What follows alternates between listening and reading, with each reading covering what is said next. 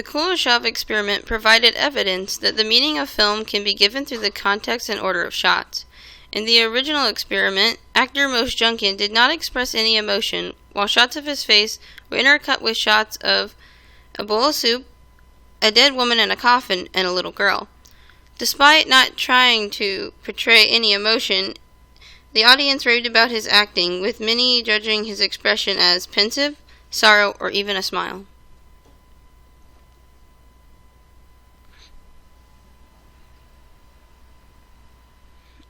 I will be examining how continuity editing, lighting, and camera shots can vary in film to create context, to allow the viewer to gain information, or to experience different emotions. One of these styles is visible style, in which films with this style often have brighter lighting, continuity editing, which include eyeline matches, or mid-shots. One of these directors that we recognize as using this style is Howard Hawks. We will now be examining Bringing Up Baby as one of his films. Isn't that wonderful? Oh, isn't that a marvelous These different wedding? elements of visible style used by Howard Hawks allows us to have context for his film. In particularly, comedies like Bringing Up Baby use lighting that tends to be brighter, and there are usually mid-shots of the actor so you can easily see the comedic situations they're in. Lighting gives us early context that the events that will be occurring in this film will probably be lighthearted, since there are no shadows or anything to suggest that our characters will face serious danger.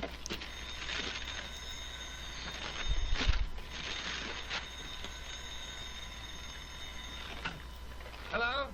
As David receives a call from Susan Vance, played by Katharine Hepburn, continuity shots are used to help the viewer understand who David is talking Good to. morning, David, and I said, do you want a leopard? Leopard? No, why should I want a leopard? Well, for that matter, why should I? But I've got one. Susan, where would you get a leopard?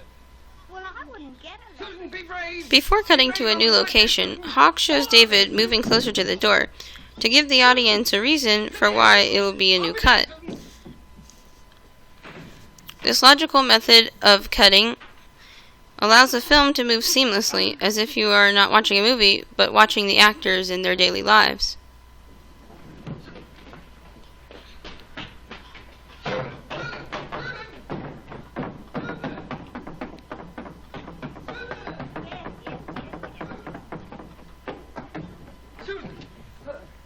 Logically, we see him entering Susan's door, You're all right. to let us know that he did, in fact, leave his own home to go to hers. You lied to me.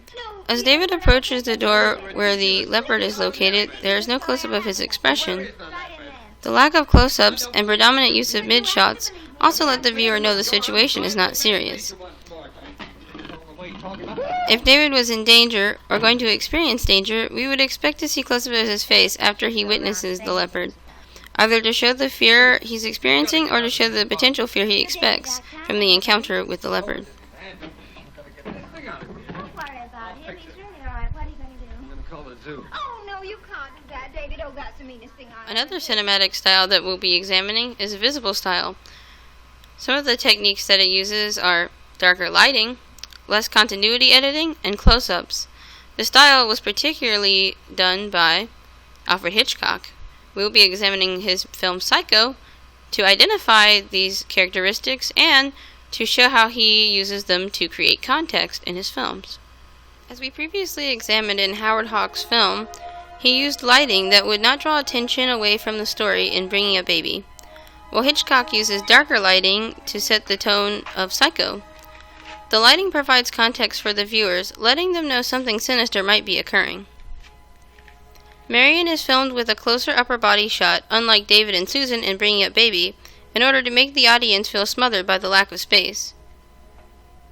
We are feeling anxiety due to this lack of distance, which represents the growing tension the scene has.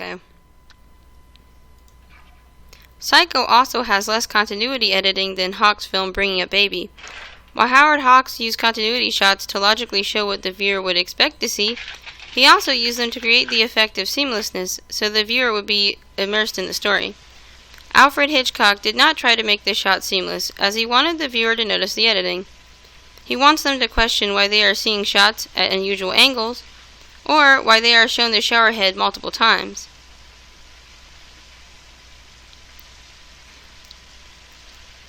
While Marion is showering, Hitchcock uses multiple shots of the showerhead to disrupt the viewer's expectations for the next logical shot to imply something is going to disrupt Marion's shower.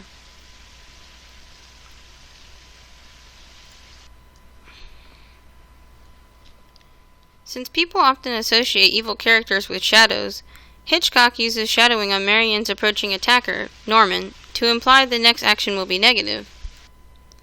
The features of their appearance are often not visible for the audience to judge their motives with, increasing the figure's mysteriousness. Before the monster or killer in horror or suspense films attacks, the main character's face will show the disgust or fear of the enemy.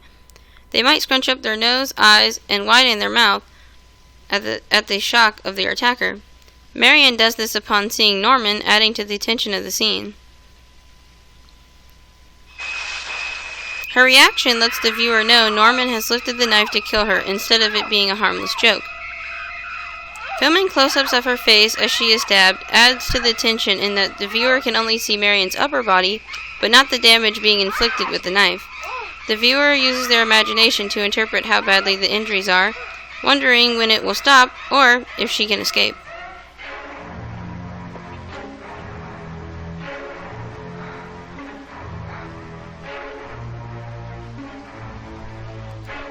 Both visible and invisible styles of cinema in modern films still use these techniques to give context to the story and allows audiences to interpret these events. In the modern comedy National Lampoon's Christmas Vacation, directed by Jeremiah S. Chichik, similar techniques are used to create a sense of comedy and give context like bringing up baby. Bright lighting is used to create the perception that the film is lighthearted. Lots of shots are mid-shots, and even use some close-ups to portray expressions like frustration, fear, shock, to show the tension occurring in the scene.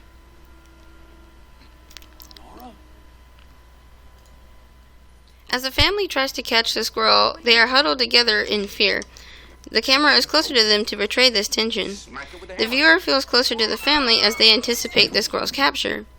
Shots cut back and forth to what the characters are looking at to create a sense of seamlessness so the audience will focus on the family story of finding the squirrel. After Clark turns around, the squirrel is revealed on his back to continue the flow of the story. The tension is finally escalated after his father's face is in an up-close shot, which cuts to a wider shot.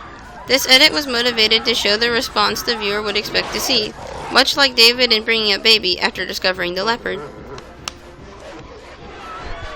Visible techniques used by Alfred Hitchcock, Spider-Man 2 by Sam Raimi uses close-ups to portray the tension in the scene. The viewer will get a sense of danger from the many close-ups of what they see, from faces to equipment to the room. This lets the viewer know that something might be occurring that's negative.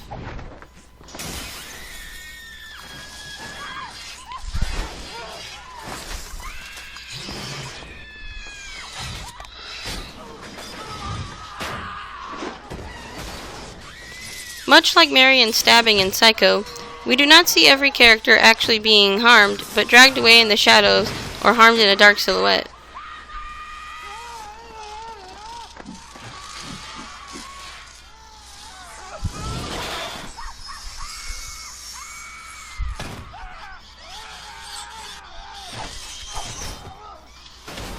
As the doctor is attacked by one of the mechanical arms, it cuts to a shot of a saw on a table, which lets the viewer know his potential plans to use it.